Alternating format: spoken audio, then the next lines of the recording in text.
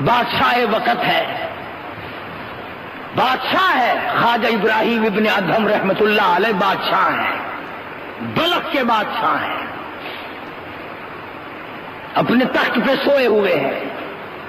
دل میں آیا کرتا تھا کبھی کبھی میں بھی اللہ والا بن جاؤں، میں بھی درویش بن جاؤں، میں بھی فقیر بن جاؤں، میں بھی خدا بند عالم کی حضور میں ہر وقت اللہ اللہ کیا کروں، میری زبان ہو تیرا نام ہو، میرا دل ہو تیری یاد ہو۔ یہ دل میں ارادہ کیا کرتا تھا خواجہ ابراہیم ابن ادہم رحمت اللہ علیہ، بادشاہ ہے بلخ کا۔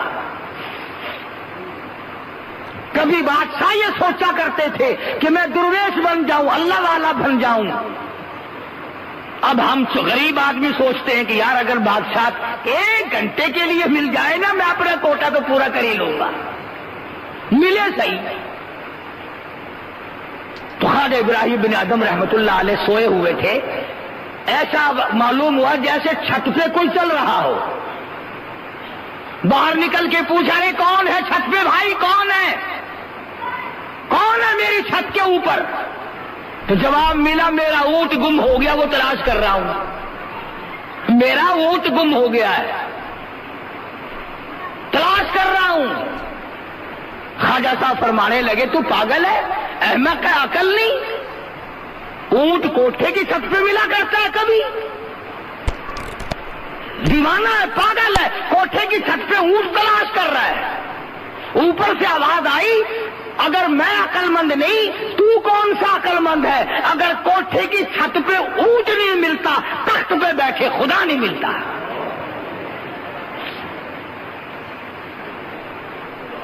مجھے اگر چھت پہ اونٹ نہیں ملے گا یاد رکھ شہنشاہی کے تخت پہ بیٹھے بیٹھے تجھے بھی خدا نہیں ملے گا۔ سمجھ میں آ گئی بات؟ چسکے والے لوگ تو تھے نہیں ہے جس کو اللہ کا چسکا پڑ جائے۔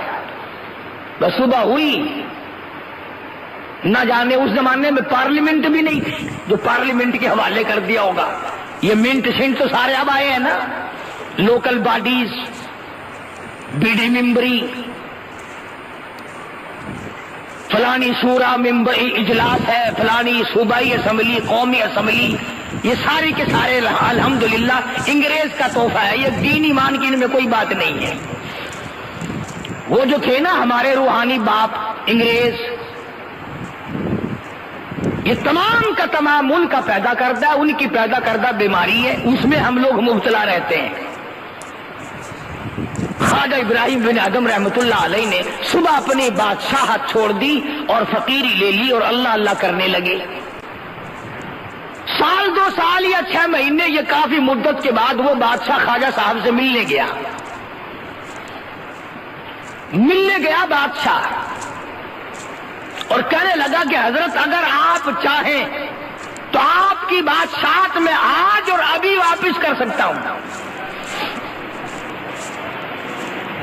یعنی اگر آپ چاہیں تو میں آپ کو اپنی بادشاہت جو ہے نا جیسے آپ نے دی تھی میں بھی یوں ہی لوٹانے کے لیے ہر وقت تیار ہوں۔ تو خواجہ صاحب رحمت اللہ علیہ نے یہ نہیں فرمایا کہ بھائی اچھا اتنے دنوں تو نے مزے کر لیے، کچھ دنوں پہلے میں نے مزے کیے تھے، اب میری حکومت کو پھر لوٹا دو۔ سبحان اللہ، ایک عجیب بات کہی۔ اور یوں فرمایا میں بادشاہت کو لے کر کیا کروں گا؟ فرماتے ہیں بادشاہی کے لوازم اور ہیں، بادشاہی کے لوازم اور ہیں، اور گدائی کے نرالے تار ہیں۔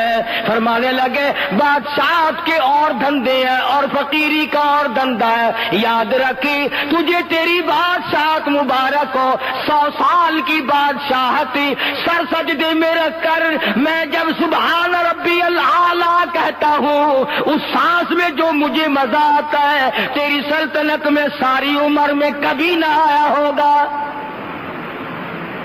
1000 سال کی بادشاہت ہو، 1000 سال کی گورنری ہو، جو اطمینان، جو سکون، جو لذت سبحان ربی العظیم میں ہے، جو سبحان ربی الاعلیٰ میں ہے، جو سبحانک اللہم میں ہے، جو لا الہ الا اللہ محمد الرسول اللہ میں ہے، اور جو درود پاک میں ہے، اور جو قرآن کریم کی تلاوت میں ہے، وہ بادشاہت میں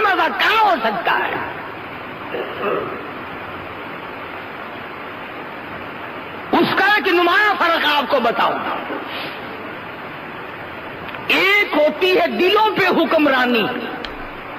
یہ فقیر درویش لوگ اللہ والے یہ دلوں پہ حکمرانی کرتے ہیں, دلوں پہ حکومت کرتے ہیں. اور ایک یہ بظاہری حکومت ہے جو فوج اور پولیس کے ذریعے ڈنڈے کے ذریعے حکومت چلتی ہے. تو جو لوگ دیندار ہیں, جو اللہ والے ہیں, ان کی قدر دلوں میں ہوتی ہے, ان کی چاہت دلوں میں ہوتی ہے, ان کی حکومت دلوں پہ ہوتی ہے. وہ دلوں کے حکمران ہوتے ہیں اور دلوں کی وجہ سے پھر آنکھ اور تمام جسم ان کے سامنے بچھ جایا کرتا ہے. چنانچہ ہر نیک آدمی کی یہ تمنا ہے کہ نیک آدمی میرا ایک رات مہمان بن جائے, کوئی اللہ والا میرے یہاں 1 گھنٹہ آ جائے, کوئی 1 منٹ آ جائے. اور کبھی کسی نے یہ بھی تمنا کی کہ 1 دن اور 1 گھنٹہ ڈنڈا لے کر تھانے دار میرے گھر میں آ جائے. کون تمنا کرتا ہے؟ اگر پتہ بھی چل جائے نا کہ دروازے پہ کھڑا ہوا مجھے بلا رہا ہے تو آدمی کہتا ہے وہ لعنت کا مارا کیوں آ گیا یہاں بھائی. اس لیے کہ وہ دلوں پہ حکومت نہیں, فقیروں کی دلوں پہ حکومت ہوتی ہے. تو خواجہ ابراہیم ابن ادھم رحمت اللہ علیہ نے صاف جواب دے دیا اور انکار کر دیا. اور تو قرآن کریم کی جو میں نے آیت تلاوت کی, حق سبحانہ و تعالی و تقدس نے اس پر فرمایا من عمل صالحا من ذکر او انثى, مرد نے نیکی کی ہو یا عورت نے نیکی کی ہو, فلنحیینہ حیاتا طیبہ, میں ان کی نیکی, ان کی سعادت, ان کی خوش بختی, ان کی اچھائی کا مزہ ان کو دنیا ہی میں چکھا دیتا ہوں. اب جتنا روزہ رکھنے والے لوگ ہیں ان کو روزے کا مزے کا پتہ ہے, عجیب لذت ہوتی ہے. جو آدمی پابندی سے نماز پڑھتا ہے اسے پتا کہ نماز کی کیسی لذت ہے. جو آدمی صبح اٹھ کر قرآن کریم کی تلاوت کرتا ہے اسے پتا کہ تلاوت میں کیا مزہ آتا ہے.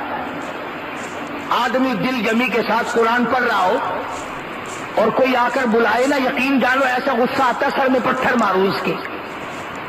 اس نے تار کیوں ہلا دی, اس نے لو لگی ہوئی کیوں چھیڑ دی. ایک عجیب کیفیت اور ایک عجیب سرور ہوتا ہے, ایک عجب لگن ہوتی ہے جس کا تعلق خدا کی ذات سے ہوتا ہے. بندے اور تعلق خدا کا آپس میں ایک قسم کا نظام رابطہ قائم ہو جاتا ہے. تو فرمایا من عمل صالحا من ذکر او انثى وهو مؤمن فلنحيينه حیاتا طیبہ,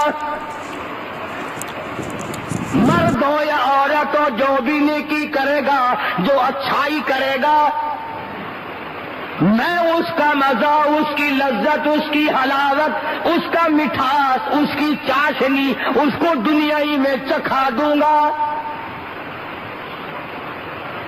وہی پتا چل جائے گا اسے کہ اس میں کیا لذت ہے اور اس میں کیا مزہ ہے. اور صحابہ کرام کے تو واقعات اس پر بڑے بے شمار ہیں کہ انہیں کیسی لذت آئی اس میں اور کس قدر حلاوت ان کو آیا کرتی تھی. سیدنا بلال حبشی رضی اللہ تعالی عنہ آگ میں لٹائے ہوئے ہیں, سینے پہ پتھر کی چٹان ہے, مارنے والے مار رہے ہیں, اور حضرت بلال رضی اللہ تعالی عنہ کی زبان پر احد احد اللہ احد, اللہ ایک ہے, اللہ ایک ہے, یہ ورد جاری ہے. تو پاس سے گزرتے ہوئے ابو بکر صدیق رضی اللہ تعالی عنہ نے یہ فرما دیا, بلال خدا کوئی ڈو رہا ہے, کوئی کملا ہے جو سن, تو دل دل میں کہہ لے, تو اپنے دل ہی دل میں آواز لگا لے, باہر آواز نہ نکال, تجھے مار پڑتی ہے, تجھے تکلیف پہنچ رہی ہے بے تحاشا. تو حضرت بلال رضی اللہ تعالی عنہ نے اتنا جواب سن کر صدیق اکبر کی زبان سے رضی اللہ تعالی رو دیا, رونے لگے اور فرمایا ابو بکر کوئی اور کہتا تو بات تھی, تم نے یہ بات کیوں کہی؟ اور وہ فرمایا کہ جب وہ ذات میرے سامنے ہو, جب میں اپنے خدا کا دیدار کروں, میں آہستہ کیسے کہوں؟ خدا کی ذات میرے سامنے ہوتی ہے, میں دیدار کر رہا ہوتا ہوں. تو دیکھو بلال نے دنیا ہی میں خداوند کریم کی تجلیات کا دیدار کر لیا. بایزید بستامی رحمت اللہ تعالی علیہ بزرگ گزرے ہیں, اللہ والے ہیں, نیک آدمی تھے, آخری وقت ہے, یوں لکھا کتابوں میں کہ فرشتوں نے جنت کا نقشہ کھینچ کر سامنے کیا تو بایزید بستامی رحمت اللہ علیہ نے منہ پھیر لیا، پھر دوسری طرف جنت کا نقشہ کھینچ کر سامنے رکھا، بایزید بستامی رحمت اللہ علیہ نے پھر منہ پھیر لیا تو فرشتوں نے پوچھا بستامی جنت سے نفرت ہو گئی، جنت سے نفرت ہو گئی، منہ پھیر رہے ہو جنت سے؟ تو بستامی کہتا ہے نہیں، جنت سے نفرت نہیں ہے، جس جنت میں میرے خدا کا دیدار نہیں میں اس جنت کو لے کے کروں گا کیا؟ اور یوں کہنے لگا وہ گل ہی کیا ہے کہ جس گل، وہ گل ہی کیا ہے کہ جس گل میں بو نہ ہو، اور وہ دل ہی کیا ہے کہ جس دل میں تو نہ ہو۔ بایزید بستامی کہتا ہے میں اس جنت پہ بھی راضی نہیں جس میں تیرا دیدار نہیں، میں اس جنت کو لے کے کیا کروں گا؟ بھئی ایک موٹی سی بات ہے، جیسے ہم ویسے ہمارے خیالات۔ اگر کسی آدمی سے کام ہو ضروری، اس کے گھر جاؤ، گھر والے کہیں کہ زردہ پکا ہوا ہے کھاؤ، پلاؤ پکا ہوا ہے کھا، سالن پکا ہوا ہے کھا، پانی پی، شربت پی، لسی پی، وہ کہتا ہے میں کروں کیا کھا پی کر، جس سے ملنے آیا تھا وہ تو ہے ہی نہیں۔ اگر ایک آدمی کے بغیر آپ دنیا میں بےتاب ہیں، جس سے دنیا کا کام ہے اور جس کو خدا کی لگن لگ جائے، جس کو خدا کی سوز و گداز لگ جائے، جس کو آخرت کا عشق پڑ جائے، جس